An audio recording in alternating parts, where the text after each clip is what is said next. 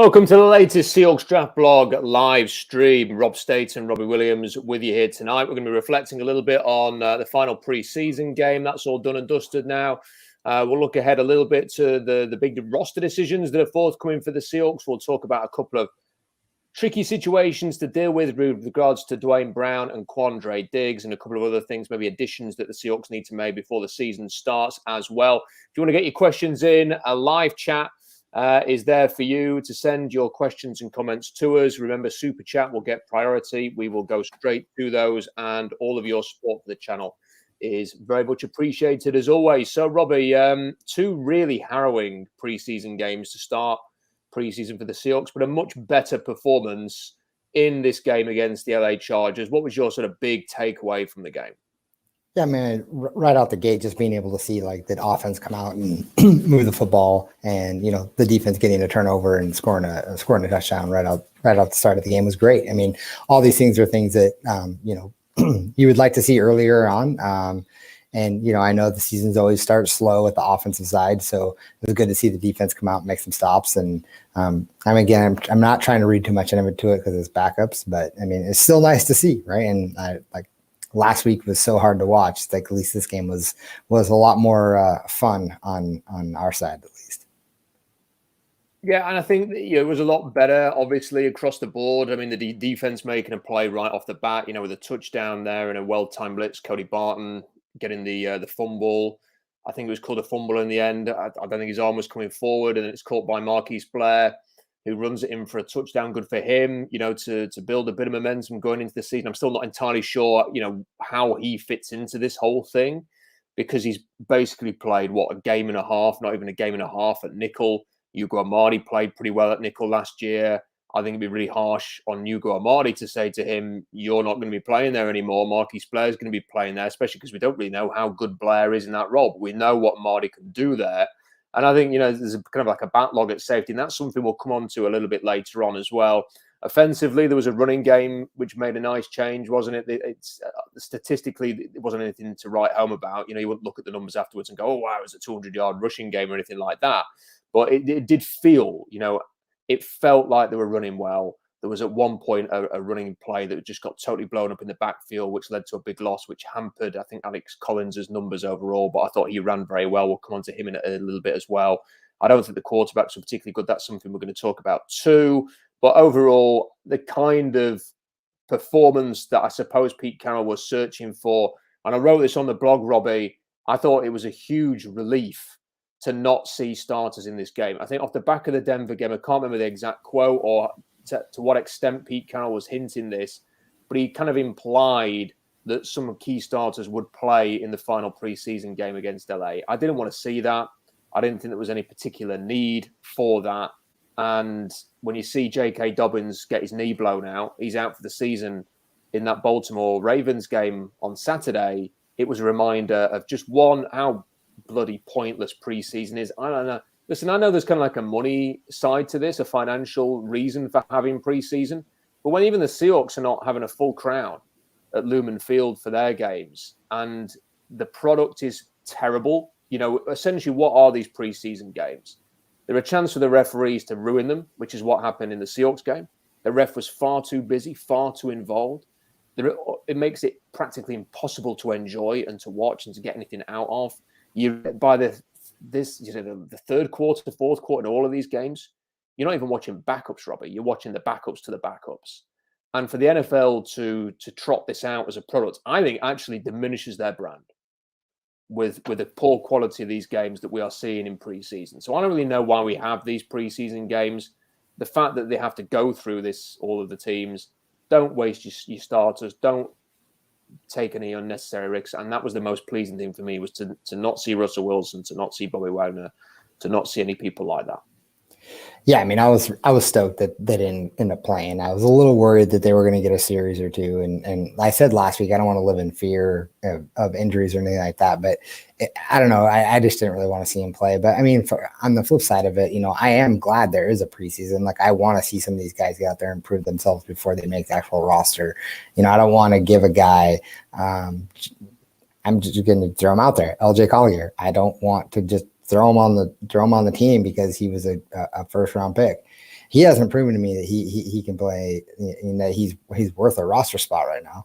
And so, you saw him play deep into that game and he didn't really make any noise. And so for me, I think the preseason is good to have a couple games and have some of these guys go out there. And maybe I shouldn't have used him as an example actually, because he's not a rookie and he did play last year. But you want to see some of these guys go out there and make a statement and prove that they've earned their spot on the team, just not in practices.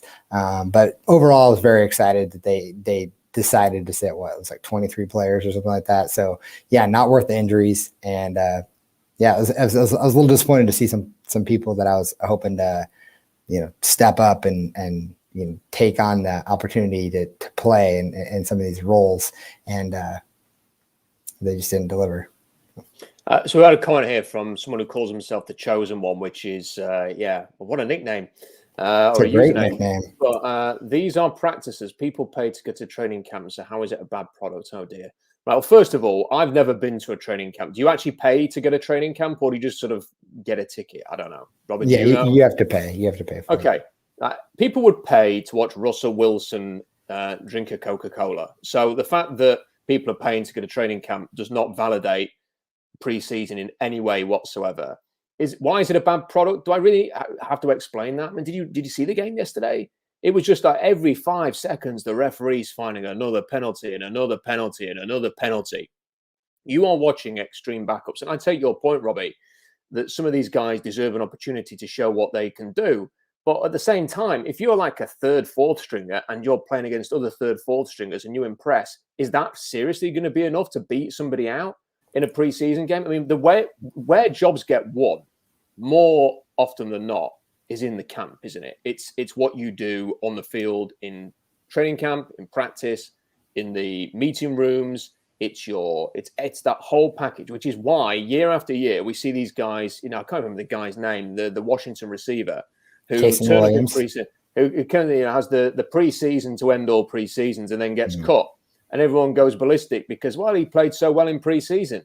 But the fact is that he got caught and he didn't last anywhere else either, because all that really mattered was what was going on in training camp. And for me, all these preseason games really are an opportunity to sell tickets to people and serve them up a big part of, SHIT. They are to get money in because this is why, you have an extra regular season game, we have one less preseason game. It's all about the package of tickets that you buy with your season tickets or whatever. That's what all of this is about. You see injuries every year in preseason. I mean, like, who the hell? I mean, I'm not a Ravens fan. I'm disappointed that J.K. Dobbins is out for the year playing in a meaningless game.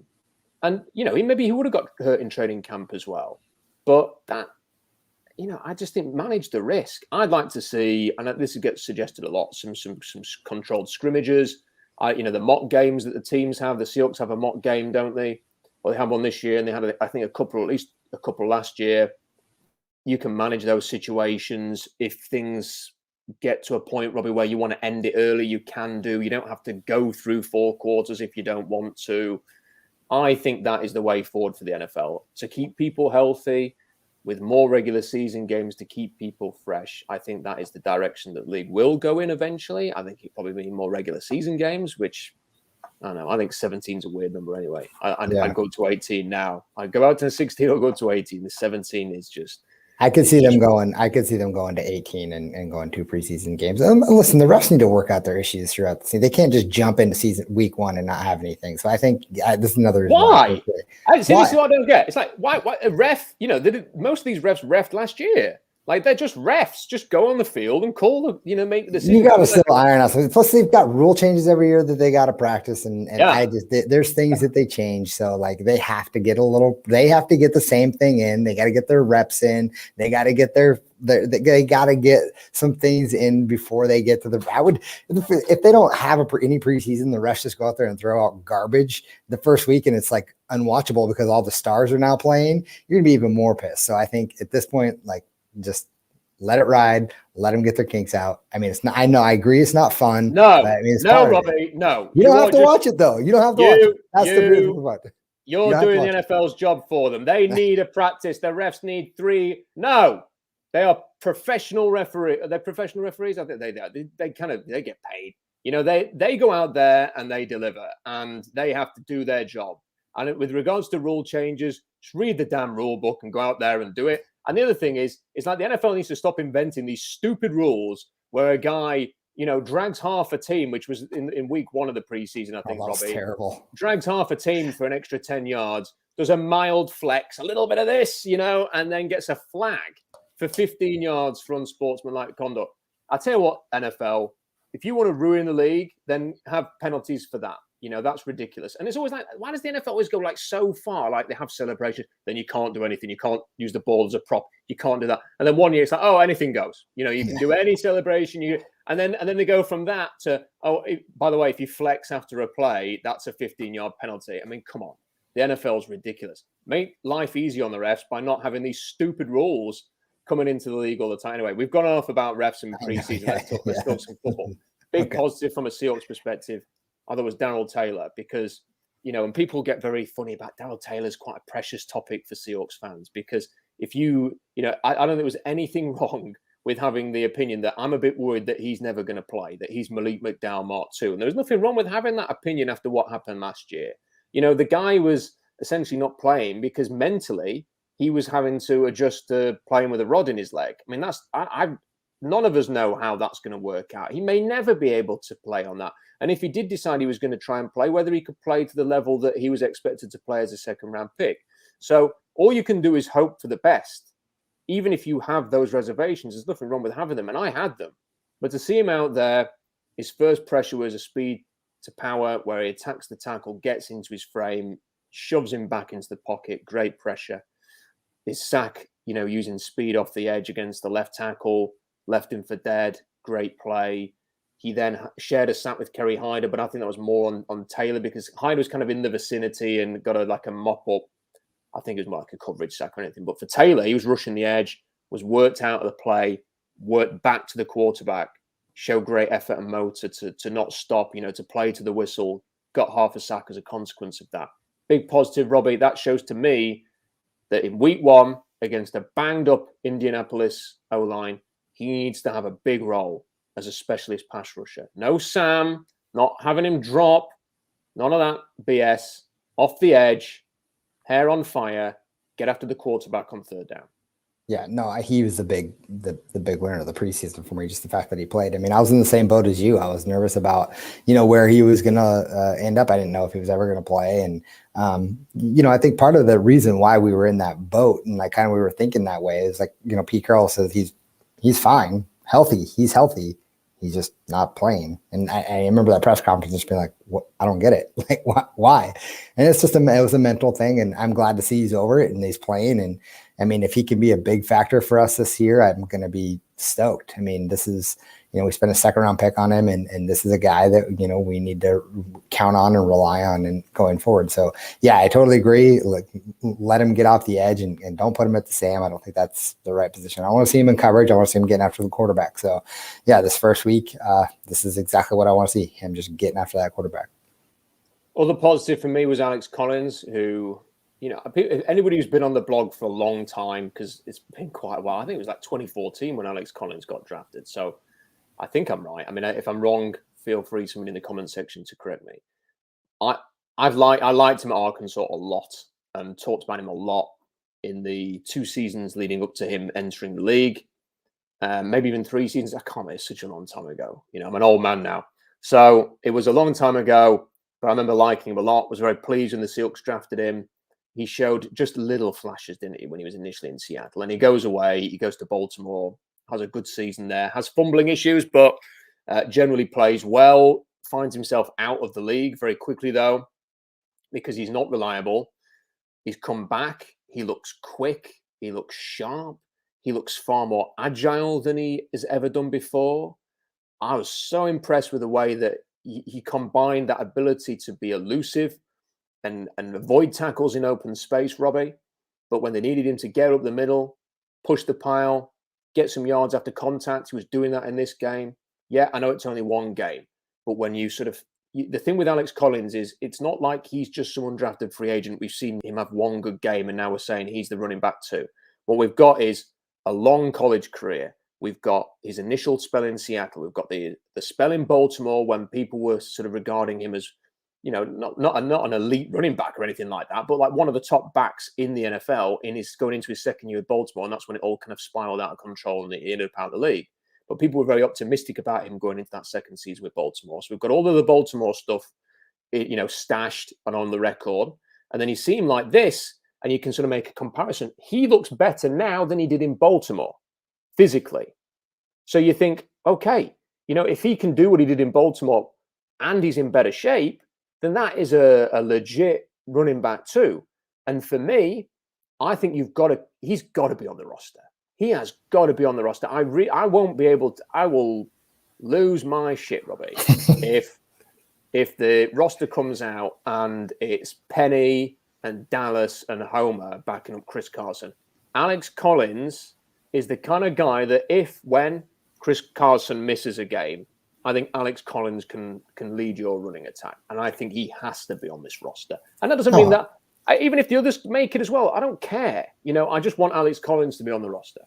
Yeah, and it's not even one game. I mean, he ran great last season when we brought him in. This is what I'm saying. Like, I really liked Alex Collins last year too. At the end of the season, and I'll take him 100% of the time. I think he's great, and this is where we hopefully will make the right decision. I think he's proven enough to make the squad. I mean, I don't actually have any doubt about it. I'd be shocked if he didn't make the team. Like, shocked, to be honest. And I think he's the clear number 2 back on the team right now. I mean, hands down. I mean, this is the guy. I see a lot of comments already about people talking about trading Penny, and I don't even know if Penny makes a team. If we don't trade him, I don't even know if he makes a team. To be honest, I'd be surprised. He just it's tough for me to I want so badly. He was one of the guys I was talking about earlier. Like, I wanted so bad to watch him come in and just dominate, and he just didn't. I mean, I know he had a couple okay plays and such, and he just doesn't seem as elusive as I was hoping, and maybe not even as athletic. Like, I know he has the skill set to do it, and I don't know if it's just not clicking. I don't know what it is. Maybe whatever it is. Maybe we will send him to Baltimore and he'll blow up and be one of the best backs in the league. But it's not working here. So at this point, I'd take Collins over him all day. Got a comment here from someone that says it calls himself 67 plush, and it says Rob Staton's take on refs just jumping into things week 1 is probably the worst I've seen from him. Sheesh, stick to scouting. I've actually got I've done some research on this Robbie, and I actually have a picture of 67 plush, which I'm wanting to sort of exclusively reveal right now. There it is. There you go. Oh, that was fun. Anyway, moving on. Let's move on. I want to talk a little bit about quarterbacks, Robbie, and I mentioned this in the blog. John Schneider comes in, and very early in his tenure, and I think he repeated this, several times over the years ahead of going into drafts. We always want to take a quarterback. We want to keep looking for those guys, even when we have Russell Wilson. We want to keep looking for those guys. And they've had 12 drafts, and they've drafted 2. Russell Wilson and Alex McGough. McGough, like a 7th round flyer, who is so bad that he was even cut last week ahead of the 2 guys who played yesterday against the Chargers. And Geno Smith, fair enough, scrambling, quite fun, all that scrambling stuff he was doing, the block for Alex Collins, lovely, enjoyed that. No issue with that whatsoever. I just don't think he's very good, Robbie. I don't think he's very good. And I don't think Sean Mannion's any good either. And I'm a little bit surprised that in the last 12 years that there hasn't been, even a slightly higher draft pick spent on a quarterback, just somebody who can come in, they can work on a little bit, develop, somebody who could provide cheap club control. Because that's the other thing. Geno Smith is probably more expensive than, let's say, like a 3rd, 4th round rookie that you bring in and you have for a few years. He's more expensive because he's a veteran. So I'm surprised they haven't gone down that route or haven't found somebody, even if it was like an undrafted guy or a later round guy who could come in, who you just think, do you know what? When that guy plays a preseason game, we're not going to be absolutely banging our heads against the wall watching him play, that he's going to be able to move the ball, that he's going to be somewhat competent against backups, and that if he needs to play in an emergency for whatever reason, that it might not be a disaster. And so my feeling with Gino, unfortunately, and Sean Mannion is that if Russell Wilson even has to miss a half, I would be panicking about that. I just don't think they're good enough. And I'm a little bit surprised that Geno Smith has stuck around as long as he has, because I don't think he's shown anything in his time in Seattle in preseason. Yeah, no, I agree with that. I think we're, a Russell Wilson injury away from not being a very good football team. This is it's one of those dangerous games that you play. I think Geno Smith is serviceable for a half. I don't think he's going to come out and, he's not going to throw the ball all over the field for you. He's not going to, he's not going to lead you, if you're down 21, he's not going to lead you to a comeback win, throwing the ball all over the place. In my opinion, I don't think so. But, he's been around for a while. They clearly like him enough to bring him in, multiple times and have him be here. So, I don't know why we haven't taken a quarterback, but we haven't had a lot of draft capital either to do that this last offseason. So I don't really know what we would have done. But I don't know what to tell you, man. We're just pray Russell Wilson doesn't get injured. We've got a super chat. Kerry, thank you for your support. Super chat's prioritized. Basically, if you said as a super chat, you're a legend in my eyes. So, Kerry, thank you for that. Thanks for the stream, guys. How would you two handle the Quandre Diggs holding out? Now, I know that we say we come straight to super chats. I just want to put a pin in this topic for now, because we want to do a big segment on that in a little while, Kerry. So, apologies. Stay with us. We will definitely come on to this topic, I promise. But I want to save it for a little bit later. If anybody else has any super chats, get them in, and we will go to them straight away. But we have got some other questions first that are kind of more towards the preseason and how you would deal with things moving forward. This one from Seahawks Zero. If the Ravens call about Rashad Penny, would you trade him? For me, yes. And I would take anything. Now, Sony Michel was a bust in New England, and he's just gone for something like a 4th or a 5th round pick or something like that. I don't think you're going to get that for Penny. But if somebody offered that, if Baltimore offered that, Robbie, I am snatching the hand off for that. I don't think Penny has shown anything, really. I know that he's very capable of flashes, and if he went to Baltimore, I wouldn't put it past him actually having a decent season. A decent season, not a great season. He could get his career back on track. It just seems to me like he's going to be, should be, like RB3, not going to get much playing time this year, scenarios type player, and then we'll just leave in the offseason. If you could get something for him now, I'd take it, because Pete likes DJ Dallas. He likes Homer. I think Alex Collins has shown a fair bit. Obviously, re-signed Chris Carson. I think if you could get anything back there, even if it's a ham sandwich for Pete Carroll. Pete doesn't eat ham, does he? He's a plant-based person. So a ham sandwich for John Schneider, maybe. Then I would consider it, because I think it's better than nothing right now. Yeah, I think a 6th round pick is probably most realistic. I don't think somebody's going to offer just a conditional something. I think he's at least a 6th round pick just for potential alone. But I don't think we're getting a 4th or a 5th round. I'd be stoked if we did. But at this point, I think you're right. It's time to cut our losses here and move on. And hopefully he can turn it around somewhere. I just don't think it's going to be here. Yeah, that's the thing is, I think maybe it's best for both. I think that if he goes somewhere, fresh start, new environment, maybe he can make the most of his opportunity. But in Seattle, he's always going to be behind Chris Carson. And then if Chris Carson got hurt right now, I'd be handing the ball to Alex Collins. I would not be saying, Rashad, you're running back 1. And the problem with him, Robbie, is, again, you kind of see it in this game against LA. He gets outside and gets into space, and you kind of you sit up in your seat a little bit and you think, oh, what's going to happen here? This could be interesting. It gets exciting.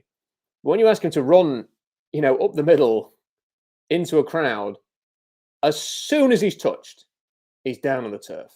And somebody said this in the comment section on the blog, that when he goes down, you kind of always think, I don't know if he's going to get up again.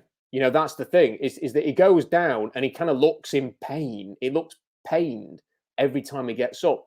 And someone else replied to that comment saying, I don't think Rashad Penny knows whether he's going to get up every time he gets hit. That every time he goes down, his body language is, oh God, that hurts. And to me, I just don't see it with him. For that occasional flash, I have no doubt if you gave him 6 snaps a game, that within the first 4 games, he'd have a 50-yard touchdown. Like he did in Pittsburgh in his, I think it was his second season or his first season, when he just sort of got away and he takes off and he's gone. He's a fast guy. There's some talent there, but in terms of that, explosive, attacking, physical running back, he ain't it. And I think it's a chance to get a pick back, or to flip him to somewhere. If someone's got a corner who's on the roster bubble who you think they're going to get cut, we would like to have them, and you can swap him for Penny or something like that, make an exchange that way, I'd be open to that as well. Yeah, I mean, I like the idea of trading for a corner. It's my biggest weakness on the team, so I'm always worried about that. But yeah, I mean, everything you said is spot on. He just doesn't look like he's into it. And I mean, the thing is going into this offseason, you hear about, or coming back from the offseason, you hear about all these things like he slimmed down and he did all these things. And man, I don't know. It's pass blocking suspect too. So I know he can catch the ball out of the backfield, but I mean, do you trust him to bring him in on the third downs and protect Russ if you need him to? I don't know. It's tough. I think at this point you just cut your losses and move on. Yeah, I think so as well. This one here says send Penny to Baltimore for a 4th. I think you'll do well to get a 4th. I think you will do very well to get a 4th. I think at best, I think the 6th that you suggested there, Robbie, is probably about the peak for what you can expect. But then Sony Michel got a bit more than that. And Sony Michel was drafted after Rashad Penny. I don't know. It really depends how these teams grade these guys out. And if teams rated Penny highly, it seemed that some did going into his draft in 2018. Then yeah, maybe somebody will have a look at him. But it's interesting, and I'll bring it up again just before we move on. That there was that Lance Zierlein and Jim Nagy exchange at some point in the last year, where I think Jim Nagy had said there are teams that really, really regret not taking Nick Chubb in that draft. And Lance Zierlein, who's very well connected, posted, "Yep, we both know one very well," and he posted a picture of a penny, and he was saying the Seahawks and Rashad Penny.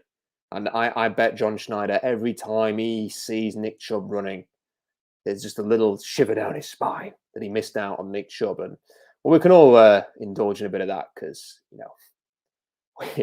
imagine Nick Chubb and Chris Carson running together. I mean, they'd be playing Seahawks football. Fancy that. Right, so moving on. One of the things that I think has also become quite apparent, Robbie, is the quarterback situation that we've talked about on previous streams. We've just reflected on it there. I don't think it's very good. I think one of the ways, I don't think we saw anything in this game. That's partly because the Chargers were so bad that you could kind of make a definitive judgment on the cornerbacks in this game. I personally watched it on a condensed 40-minute viewing because it was at 3 o'clock in the morning in England, and I was never staying up to watch that after the last 2 preseason games. So I've not studied the cornerbacks. Maybe they played better. Maybe they played worse than I think. I think if I go back and watch that, my expectation is I will not learn a lot about the cornerbacks. And I think what we've seen so far is that position group is not good enough. And if DJ Reed's a kind of a minor health issue here, then I think you've got to go and add another one. And it has to be somebody that you can really buy into. Okay, this guy can start. And I don't know who that is. And maybe that guy just doesn't exist and they can't do anything. And they're just going to have to lump it and go with what they've got. That's entirely plausible. If that is what it is, then that is what it is. If a cornerback goes somewhere, like I saw Sean Wade go to the Patriots, and I was thinking, maybe Sean Wade's a bust. Maybe there's a reason why Sean Wade fell in the draft. There's a reason why Baltimore's traded him already. Maybe the guy's just never going to stick. When I see a guy get traded like that, I'm thinking, why don't you just take a flyer on a guy like that?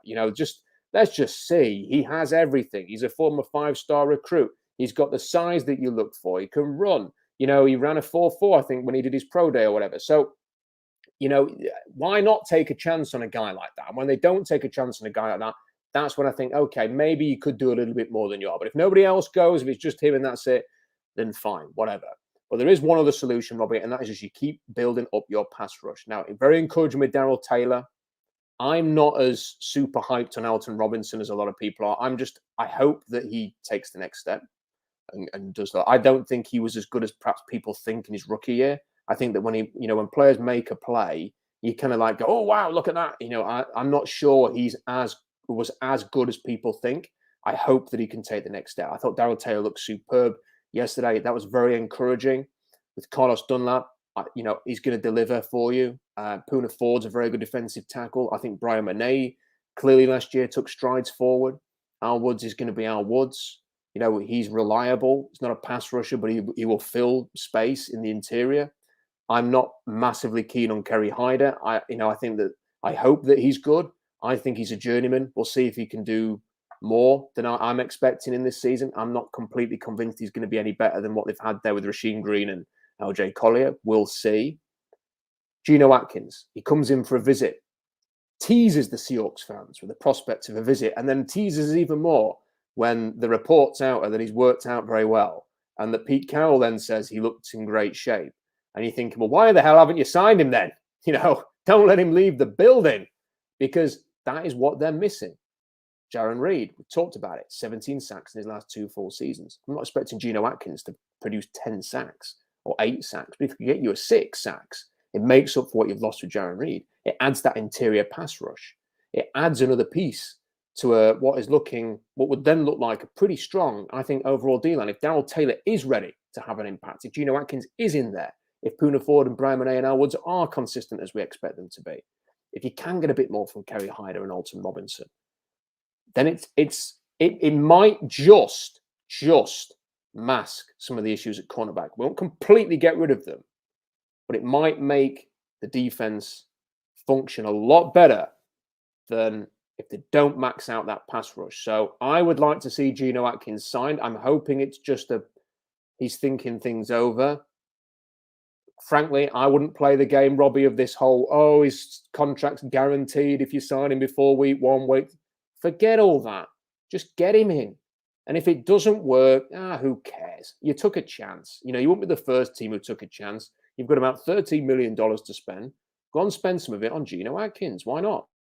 Yeah, I totally agree. I've been singing Geno Atkins' name for a while now, and I think it's the right move. It's the guy that we bring in to see what he can do, and he's just extra depth on our defensive line that we absolutely need, and it can help our interior rush. We're going to need more interior push. To go back a little bit about what you're talking about, cornerback, I thought Demarius Randall played pretty well. I was excited about that. I think I'd maybe like to see him get a little more playing time. But other than that, the corners for me are, it's my biggest weakness on this team. And, they're not done at cornerback. I know that they got to do something else. And maybe their idea is to beef up the D line even more. And hopefully they bring in Geno for that simple reason to help the corners, because the corners are going to need a lot of help. They're going to need a lot of help, and the safeties are going to play really well. Yeah, I think so. I mean, I am not confident about Seattle's cornerback position in the slightest. Even if DJ Reed, I'm just, I thought it was wishful thinking on a Keller Witherspoon. I think they just took a chance there, and he is not that expensive, so why not? Trey Brown's injured. Randall's a player who's jumped between cornerback and safety. I'm not confident with him. It looks like a big problem area, and that can be. And look, you just need competence there. You just need guys. I think we've seen it. The Seahawks have not had. I mean, here's the weird thing, Robbie. The Seahawks have not had cornerbacks who take the ball away for a long time. Like with Richard Sherman. You draft him in the second year of the Pete Carroll era. He's getting like 5-6 interceptions every season, and you think, well, that's just teams cornerbacks they make interceptions. You usually have one guy who will get 3 or 4 interceptions. And then the Seahawks just like, oh, no, that doesn't happen anymore. Richard Sherman's gone. Shaq Griffin was never an interceptions guy. The guy across from him has never been an interceptions guy. They just have nobody making any damn plays and turning the ball over at cornerback. And I look at the cornerback position right now and I'm thinking, who's going to do that? There isn't anybody. I kind of trust Quandre Diggs is going to get his picks. And we'll come on to him in a second. I don't trust the cornerbacks to get their picks, and that is a concern. So I want to see him do something there, but just get Geno Atkins in and help that situation. If maybe that bit of extra pressure up front, that would be a real. And look, you've got money there. We've said that Seahawks. I'm gonna dig it out now, Robbie, and find out exactly where the Seahawks are in terms of the cap situation. But if they've got the money to go and get Geno Atkins, and then either go and get, let's say, KJ Wright or a decent cornerback, then why not? Why not go and do that and make your team better. And I think that then you could be a lot more optimistic, because I still don't trust Ken Norton Jr. particularly well with it, the defensive coordinator side of things.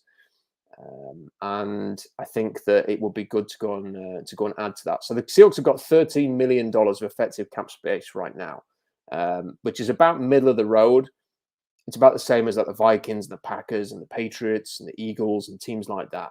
So, they're not at the top, they're not at the bottom, but they've certainly got enough money to go and do some stuff. And, when I see the Jaguars with $35.5 million to spend, I kind of think, why are they not going out and signing Geno Atkins and KJ Wright and doing all this stuff? Why not have them? You might as well. So, interesting. But I'd like to see the Seahawks go and make some moves. And with KJ Wright, I'm still surprised. I can only assume, Robbie, that he's just asking for too much money.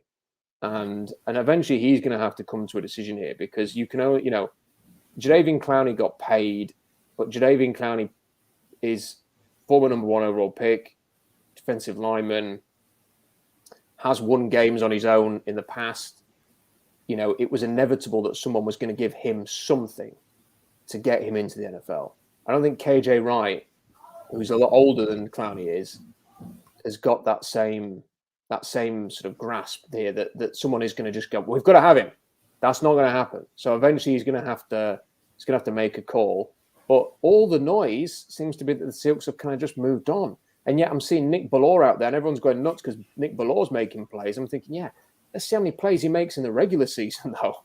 But he's not playing backups. I would not want to have Nick Ballore out there and relying on him to play linebacker. Great as he has been in this preseason, I don't want to take that chance. I don't even want to take that chance with Cody Barton, frankly, and he's had a good preseason too. Yeah.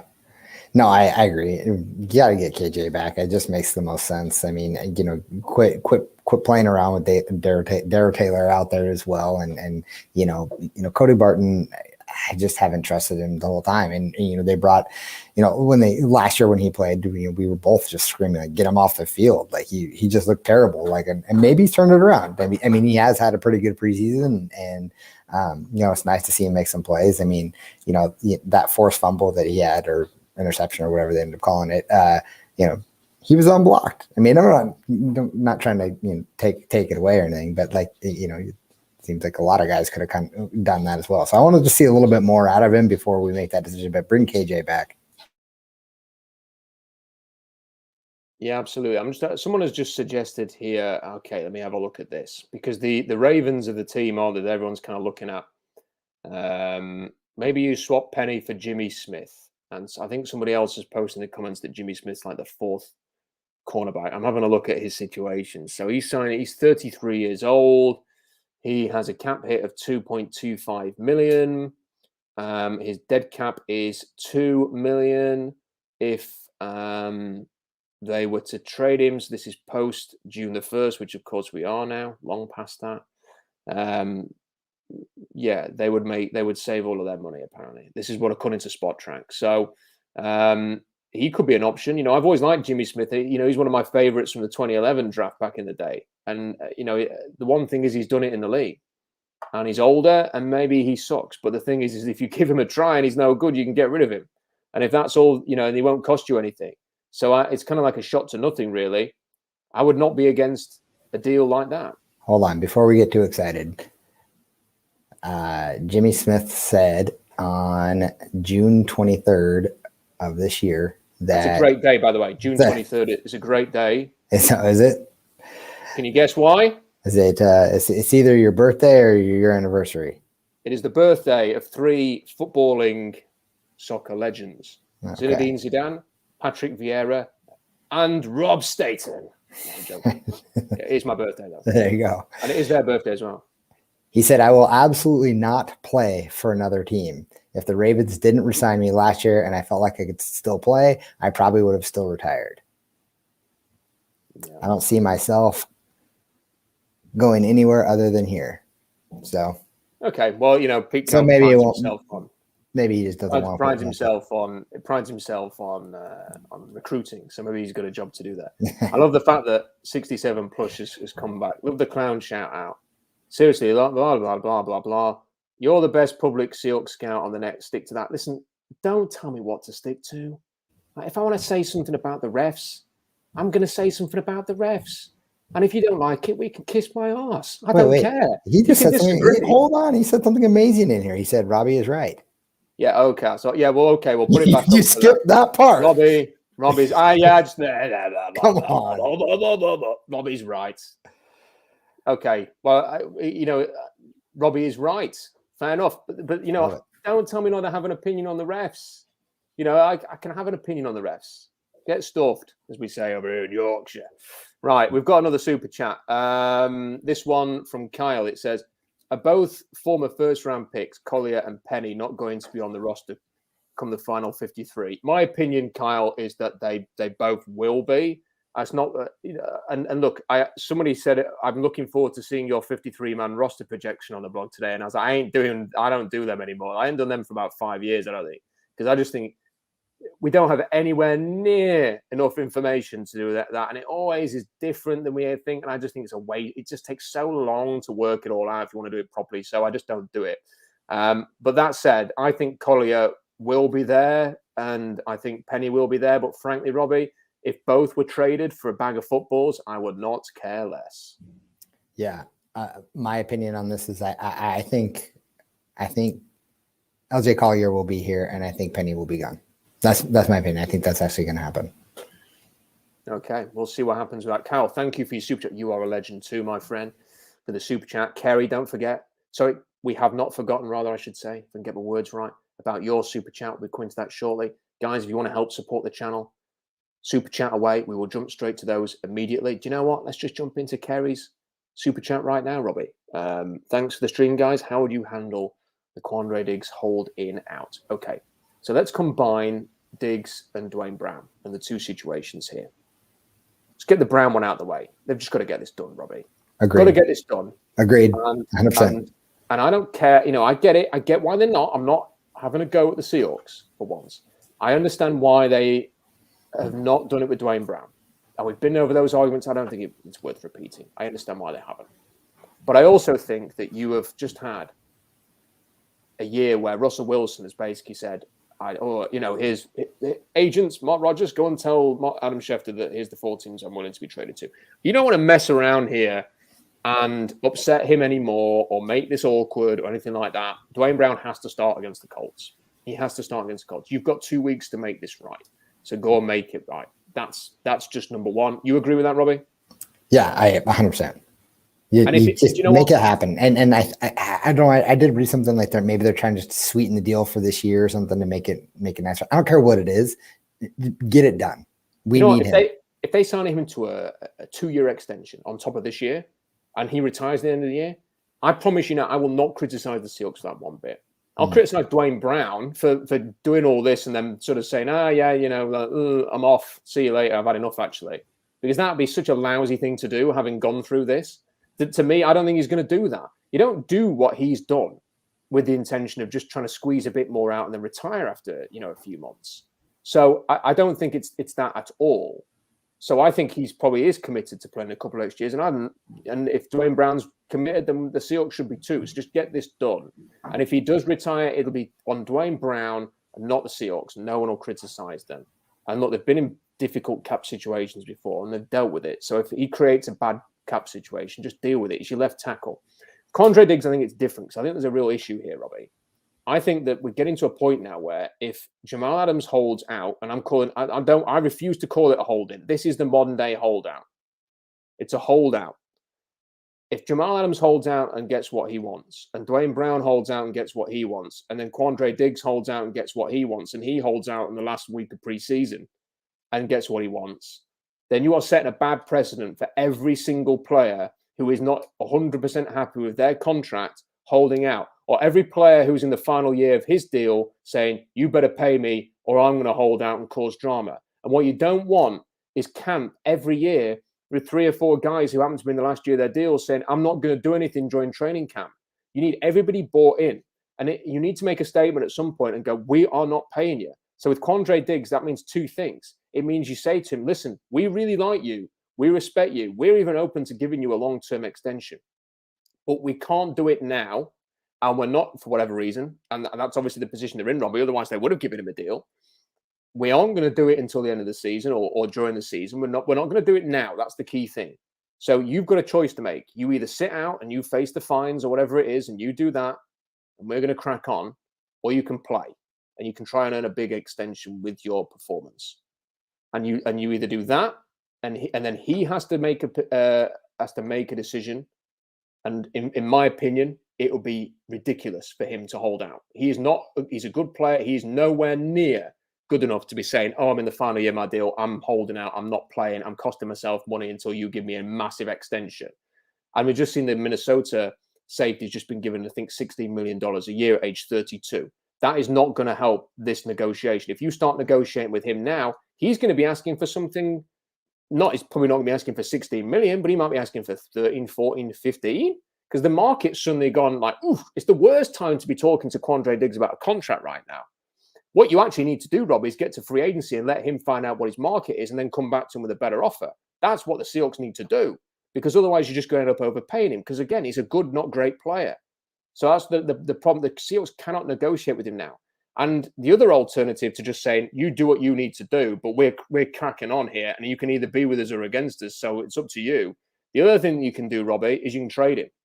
And, frankly, if the Seahawks announce this week, we're not going to give you a new contract, but hey, that team will, so we're going to send you there for whatever, there'd be no criticism from me. I like Quandre Diggs, but I don't think if the Seahawks had to proceed with Hugo Amadi or Marquise Blair starting instead, they spent a second-round pick on Marquise Blair. They spent the whole of his first training camp training him at free safety.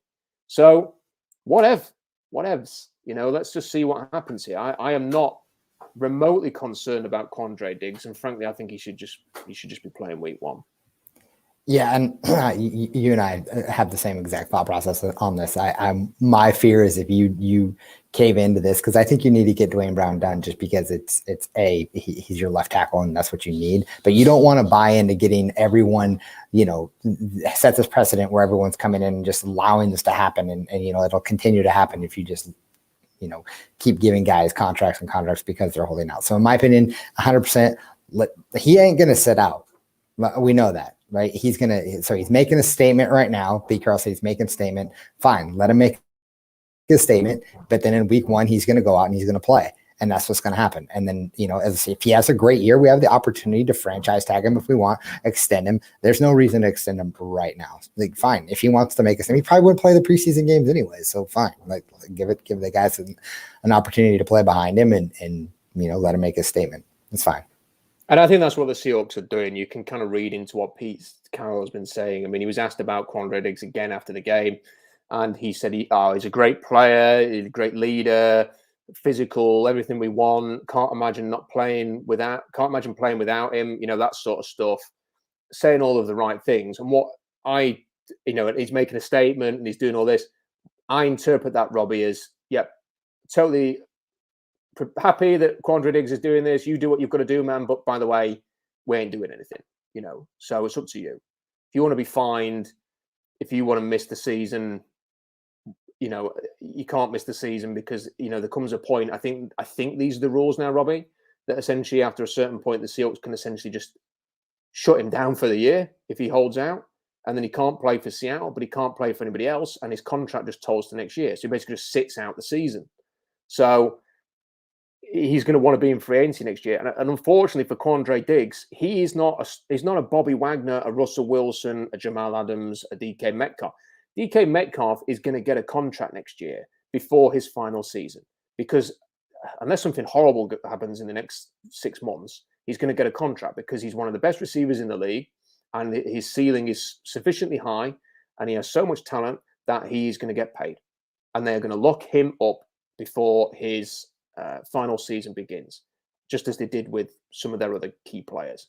Quandre Diggs is not in that bracket. Quandre Diggs is the type of player who is going to have to play his final year. He's already got his second contract from Detroit, so it's not like he's on some 5th-round rookie contract here.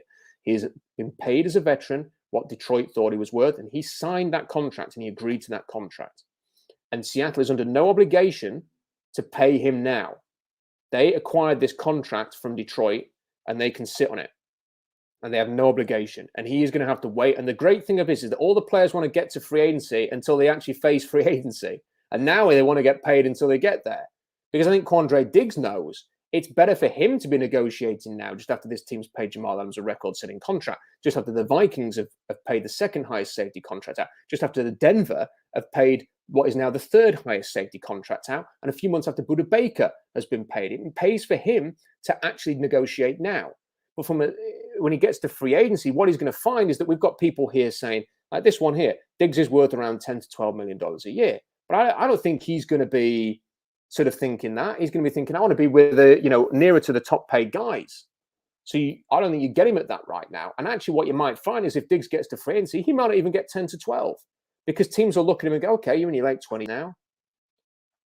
5? I mean, I'm just saying, how many of these veterans do you think are going to get paid? And when they actually get to free agency, they don't get the big money. He could get enormous money. He could get 15. He could get 5. I mean, it's just hard to say with Quandre Diggs. And from it's that third contract. It's that third contract that's hard. Exactly. And he needs to get to free agency and establish his market before the Seahawks can do anything. So I think that they're just going to call his bluff on this. And so they should.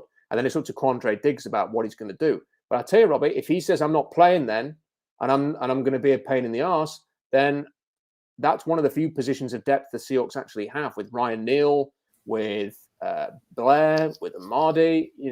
They actually have some guys who could play that position. So he doesn't have the leverage that Adams had, right? Like we didn't give up a ton of capital for him. So I mean, if he wants to sit out and lose money, that's on him. And it's like you said, it's one of those positions of strength. There's going to be teams out there that would want him, and we could get.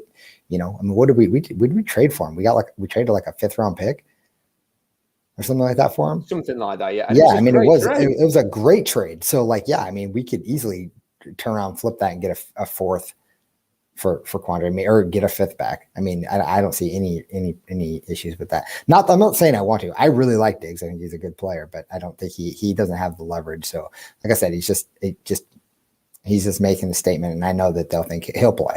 He'll play week 1. My prediction is that the Seahawks won't do anything there, and he will just play week 1.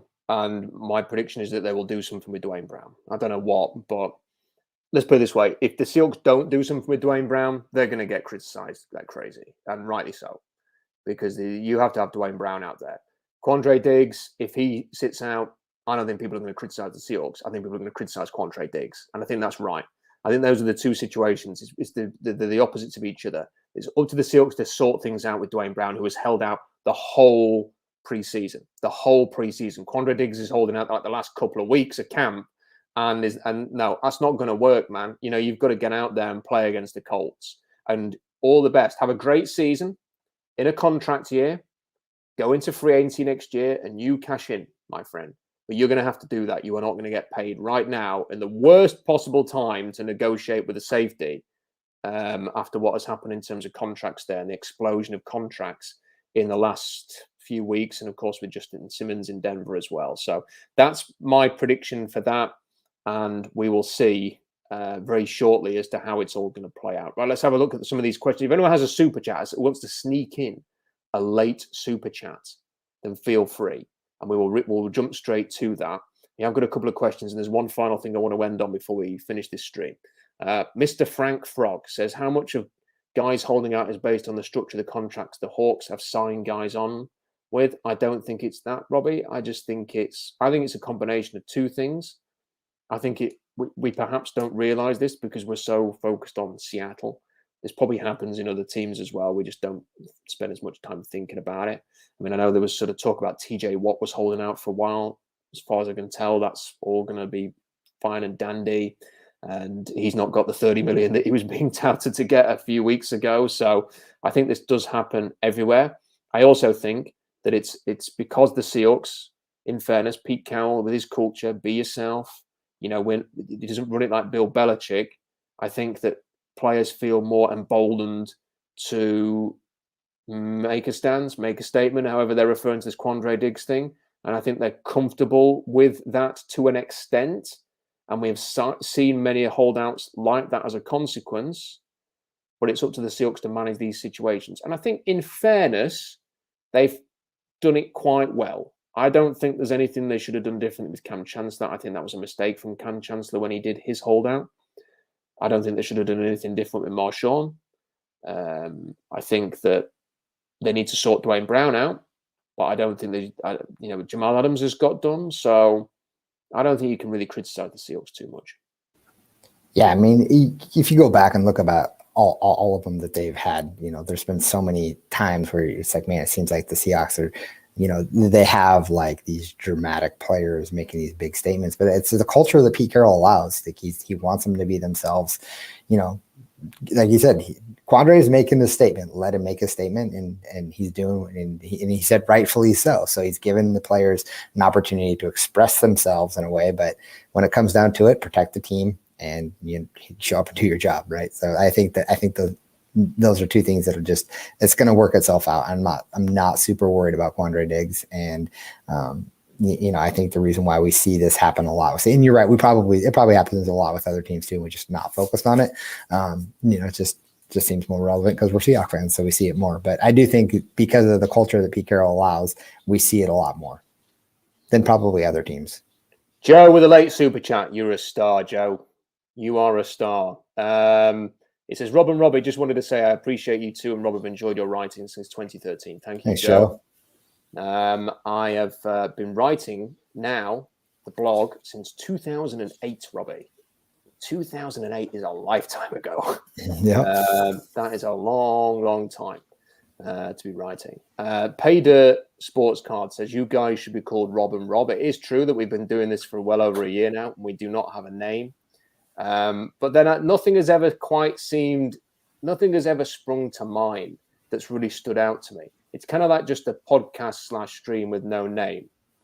and I'm kind of happy with that.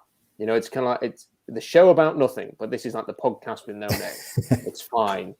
I don't know if someone has and the suggestions, people send suggestions sometimes, Robbie, for names, and they're all fine. It's just nothing that really kind of sings to me, and just plays on the words Seahawks or Hawks or anything to do with birds or football references. I just kind of think, it needs to be something, ball-breakingly good in order to commit to it. And I've not had a ball something that you want to hashtag. Yeah, just something that's like, yeah, man, that's fits. I've never had that, so it kind of just is, the Seahawks draft blog live stream, which is very boring, but what the hell, it is what it is. But maybe one day that moment of inspiration will come and we will have a name. Jesse says, with Blair and Jamal on the field at the same time, do you think our defense becomes more dynamic than with Hugo playing nickel? My honest answer to that, Jesse, is I don't know. It's the kind of thing I look forward to seeing what the Seahawks defense looks like, because I think they've kind of designed the scheme a little bit more with Jamal Adams in mind this year. Now they've paid him. There is some pressure on them to justify that trade. I hope. My worry about that, Robbie, is that they're going to go over the top and it's going to be Blitzfest 2021 in order to sort of give Jamal Adams numbers personally that justify the trade rather than something that's going to make the whole defense tick. I mean, quite frankly, when Jamal Adams saying I want like 9 in sacks and 6 picks and stuff like that, if he had 0 picks and 3 sacks, I wouldn't care less, as long as he was like a 90 on PFF every week and the defense was really, really good. I don't care about the numbers for him. I just want the team to look really good. So will the defense look more dynamic with Blair and Jamal? I think with Blair on the field, whenever Blair's on the field, it'll be more physical because he's a hitter, and they've missed that. So bring that on. Yeah, I don't know if dynamic would be the word I would use, but I mean, hopefully they're more creative. I'd love to see them be more creative on defense and instead of just going out there and running a base package that everyone in the league knows and knows how to attack. And, you've got 2 guys who can, put a hurting on somebody. So let's see them, use it in a way where we can, be, explosive and just change it up. But I don't know. And maybe dynamic is a great word. Now I'm thinking about it. It could be a good, but it'd be interesting to see how they play it out, because I mean, ultimately I don't want to see them just blitz Jamal 100 times a game. I'd rather see it, if he, then again, I also don't want to see Jamal in coverage. So I don't know how to win that argument with myself, but hopefully Jamal plays better, in coverage this year. And if he gets 6 picks, I mean, I'll be stoked, to be honest with you. I mean, Yeah, I ain't gonna get 6 picks. No, I know. I'm just saying, but I would be stoked if he did. I mean, come on. Yeah, I think he'll probably get one. And when he gets the one, we will never hear the end of it. You know, Listen. there'll be cigars out. He will be calling out everybody. And I hope when that one pick comes, Robbie, I hope it's in a big game.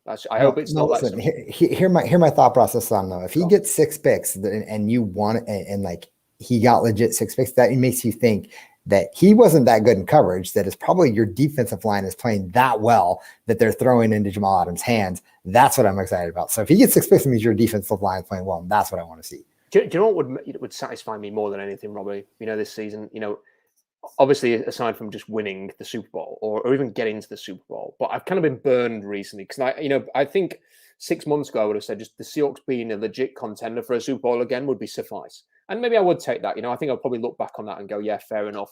But then having watching them lose the bloody Euros final, it reminds me that actually when you get so far, you want to go all the way. Getting so far in a tournament or a playoff run is all well and good. But if you get so far and then you miss out, it's like I can remember when the Seahawks played the Niners in the NFC Championship game in 2013. I just want to see the Seahawks in a Super Bowl, guys. I just want to see the Seahawks in a Super Bowl. I want them to play Denver in that Super Bowl, or whoever Denver's like New England or whoever they were playing in their championship game. And when they got there, and it was 2 weeks, I can remember being in Edinburgh with my wife and my newborn son, saying, "No. You know, I know I said I just wanted, but now they have to win the thing. Like it won't be good enough to just. This is not enough." You know, I have to see them win one now. They're in the Super Bowl. I want to see them win a Super Bowl now. This is the chance. They may never have this chance again. And that was the same with England in the Euros. So, I've gone off on a complete tangent there. Let me get back to what I was going to say. What I want to see more than I just want to see the Seahawks be physical again, Robbie. I want to see them run the ball with authority. And I want to see teams come to Seattle and hate playing in Seattle again. It's been too easy for teams to come to Seattle the last few years. Seattle's record is arse in Seattle over the last few years. Even when they've had a bulk of wins in Seattle, they've had some horrible performances. And like, however good, I can't remember what their home record was last year. I don't think it was too bad, was it? When they play the way that they did against the Rams in the playoffs, you know, I want to see. You know, it used to be that teams hated coming to Seattle. The noise, the intensity, the LOB. And listen, I'm not saying that I want them to be the LOB again. Whenever you sort of reference the LOB years, people go, "Oh, they'll never be that again." I'm not expecting that again. I'm not expecting that defense again. I'm not expecting Marshawn again. But I'd love to see the Seahawks be a team that at Lumen Field, they just kick the crap out of opponents, and opponents go back home, beat up, lose the next game because they've played the Seahawks, and it's a really intense physical battle. The Seahawks have become a finesse team masquerading as a team that wants to be physical for too long. And I'd like to see them be a lot more physical, a lot more punishing this year, because I know that the game has changed and it's the modern NFL and it's all about passing and it's all about, but there is still part of me that just, maybe it's the romantic side of me, Robbie, that just wants to see football be tough and physical as well as that, you know, and I just want to see a bit of that. Is that too much to ask? Oh, I get that, man. I mean, I think we all want to see that. But I think the other thing that you said something that I wanted to touch base on actually one prior, but you said something about running the football, and then it made me think, I don't want them to get too cute with running the football, though, because in this preseason game, I don't know if you remember this, we were on the 30-yard line, and it was 1st and goal, or 2nd and goal, maybe, and we ran the football, and I was like, from 30 yards out, like, let's try to score a touchdown here. Like, I was so frustrated by that play. Anyways, side point. I do want to see a good physical running football team as well, but I don't want it to be, you know, too cute. I want them to use that quick passing game, you know, do some other things as well. You know, get the hand and get the ball in the hands of our playmakers and really get after it. But, you know, but on the defensive side, yeah, you're right. I want to see some hard hits that aren't called penalties. I want to see some things that are, you know, I want us to be a physical force where teams are like, you always like. Again, yeah, I don't want them to be the LOB. I do want to be the LOB, and I know we can't replicate that. But you know, teams would always, like, the following week would always lose the week that they played us, even if they won, because they were so beat up from playing us. I want that to be kind of the thing. Yeah. I want it to be like they don't want to play us because they know when they know what's coming. They're going to be hurting, and it's not going to be fun the next week to play. And yeah, I want to be that physical dominant team. Agreed. We've had a Jesse Lund super chat. Jesse, you star. Thanks for the good work, fellas. Look, appreciate all of the support. Yeah, thanks, Jesse. It really is appreciated. Everybody who does support us with the super chats. So, and if anyone wants to sneak one in, we are in the dying embers of the stream tonight. But if anybody wants to shove one in at the end, appreciate it. So, just a couple of other things to get into. I'm sure there was something else I wanted to go to first. Jamal won't be blitzing nearly as much this year. Defensive line is going to be really good. Let's hope so. Think Kyle Fuller will hold up. Think about that. No idea is my answer to that. Yeah, absolutely no idea. Center is my second worry, and my only hope is that, like you had talked about earlier, Rob, in our podcast a couple of weeks ago, that, the center was never a highlighted position for the Rams. So maybe it's not going to be that big of an issue. But I think I saw someone posted in here a while ago about Aaron Donald. I don't know what they said, but man, said it wasn't very good. Okay. Said he was overrated, I think. Well, let's go with that. Yeah, no, I don't want to see Aaron Donald lining up over Kyle Fuller and just whooping his ass all day. So Aaron Donald is somehow underrated because he is actually one of the greatest players that has ever played. And if anybody is saying anything else than that, then he's underrated, not overrated. So that is the thought there on him. Yeah, I'm a little bit concerned. I remember what I wanted to just briefly touch on. DS Gridge, it was nice to see him in this preseason game out there, and I thought he looked sharp. So good. Let's hope that he's ready. So what I wanted to end on, Robbie, unless anybody's got any final questions or any super chats they want to shove in, is week one. Now we will do a preview, and we will look ahead of this, and we'll probably do like a prediction thing, and maybe go game to game and predict a record, because why the hell not? Yeah, we did it last year. Don't get enough criticism, so let's just go and do a game-to-game prediction. So, but I wanted to just ask. I mean, for me, I'll tell you now, when we do that game-to-game prediction, I'll be putting a win next to this first game. I mean, I don't know if people are keeping in check here, but so basically, Carson Wentz is Colts are hurt. Carson Wentz has been injured. He's back training, but even now, the people are saying it's unrealistic for him to play like the first 3 weeks of the season. Like he will, if he plays, he's going to play very injured. And from a Colts point of view, I don't know why you would force. You've just spent a second-round pick minimum, maybe other stuff as well on Carson Wentz. I don't know why the hell you would rush him out there. I mean, unless you're so desperate that, and I'm surprised they didn't go after Minshew or somebody just to have that bit of extra. And then they've got Sam Ehlinger's out hurt. He's out, I think, for the season, or he's out for many weeks. Like 8 weeks, so it's going to be Jacob Eason, who, I mean, I just thought he all the way through his final year at Washington, people kept going, he's going to be a first-round pick. It was so boring on the blog. People kept telling me how wrong I was about Jacob Eason. He was never a first-round pick. I mean, the guy is a strong-armed quarterback, and that's it. So if he's playing, bring it on, as far as I'm concerned. Then you look at the O-line. Quentin Nelson, there's doubts about his health. The left tackle, I think it's Sam Tevy, is been out for the season. So he's out. I'm sure there's other players that are banged up and are hurt. Quitty Pay looks good. So that's when you need Duane Brown out there, because I think the pass rush with the Colts is going to be a threat. Obviously, they've got the Forrest Buckner and other guys on that line who can cause problems. So you're going to need your guys. But I look at this and I think the Seahawks should win this game. The Colts are just too hurt. Now, the Titans game the following week, I'm going to have to have a bit of a think about that one before we do our predictions, especially if Derrick Henry's involved. But I think with this week one, the Seahawks have got to get after this, Robbie. And I hope that they're ready to go. I think what we may see is a game similar to Atlanta last year, whereby the Seahawks caught the Falcons completely off guard. Lots of blitzing, didn't play defense the way that Pete Carroll's played it. Dan Quinn was expecting something else.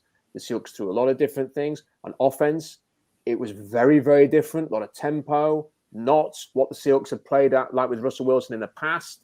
And I think that there might be a bit of that in this game as well.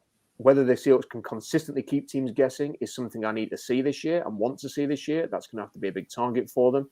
But I think in this first game, that element of surprise, plus the fact that the Colts are injury ravaged, means that I can safely say that when we do those predictions, I'm going to be going W for week one. Yeah, I'm in the same boat. I think I would have said it no matter what, to be honest with you. I'm going to the game, so I want to That's start not off a good enough a That's reason not the to just great say excuse. to win, I went to Robbie. the Super Bowl that we won. So I am good juju when I go to games, away games. And every away game that I've ever been to, the Seahawks have won. We're going to need a few more super chats to get Robbie to every game if he ends up being the lucky charm, by the way. It's going to need a bit more. It's going to take a few thousand to get him to every game. We've had another one late at the end, Mr. Frank Frog. Thanks for the time and insight, guys. Really appreciate that. Here's another injury. T.Y. Hilton has a neck back problem. He could be out for the whole year. So there's another guy who is out for the Colts. I mean, it's the one thing I never want to see that, Robbie. And even when the Niners collapsed all their injuries last year, hard to see. That it could always be you. I mean, imagine being a Seahawks fan right now, and your quarterback was out, and your left tackle was out, and your top receiver was out. You'd just be going into the season just like, ugh, what's the point? Mm-hmm. So, it helps the Seahawks, but I don't want to see it. You kind of want to play every team at their best. So you only get 17 games of these things now. So yeah. I still hate that it's 17 games. Let's do a final few comments. Just afraid to see Alton Robinson burn on a play. Yeah, please don't have him. Just do not have him in coverage again like week 1 of the preseason. Or any other guys that's not a cornerback covering a wide receiver. Yeah, I'm down with that.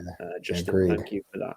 Yeah. Are you anxious to see any more linebackers lined up at guys? It's the same. Yeah, that is a worry for me, the way that they've been using the linebackers, that the teams are just going to go, how do we get them matched up against Daryl Taylor and Alton Robinson and Carlos Dunlap? And, and the other thing is that thing that's crept in, Robbie, which is let's bring Jamal Adams on a blitz, right? Okay, let's have Jamal Adams on a blitz and have Bobby Wagner attacking the A-gap on a blitz. I thought let's just have a big defensive tackle drop into coverage to mask the fact. Let's just have Owl Woods just drop in there, just as a screen ahead of any crossing route, so that Jamal can have a blitz and Bobby can close up that A-gap. Let's just have one of those big defensive tackles dropping in coverage, or let's have Carlos Dunlap just circle around and cover a tight end. It's like, no. Be better at blitzing than that. I don't know. Maybe when I watch the great blitzers, the Greg Williamses of the NFL, maybe they're always dropping their defensive tackles into coverage. I don't know. But I do not want any of that. No. Yeah, I agreed. Final comments, Joe, and I think this is just in agreeing with what we've just said. So we'll end on that note, on a positive note. Guys, thank you for tuning in, and thank you for your comments and super chats. It is very much appreciated. Robbie, thank you as always for your time and your views as well. Very interesting. And we'll be back soon. And with the season right around the corner, we will do a full regular season prediction. We will look ahead to that Colts game. We will be back talking to you during the season as well, giving our views on the Seahawks. You might not always like what we've got to say, but it's always interesting, I think, and more interesting than pretty much all of the other Seahawks podcasts out there. So stay with us throughout the season, and we'll be here. Don't forget to like the video, share the video, subscribe to the channel, hit that little bell icon-y thing, which means that you will be notified when the next video is coming out or the next live stream is out. Until then, we'll see you next time.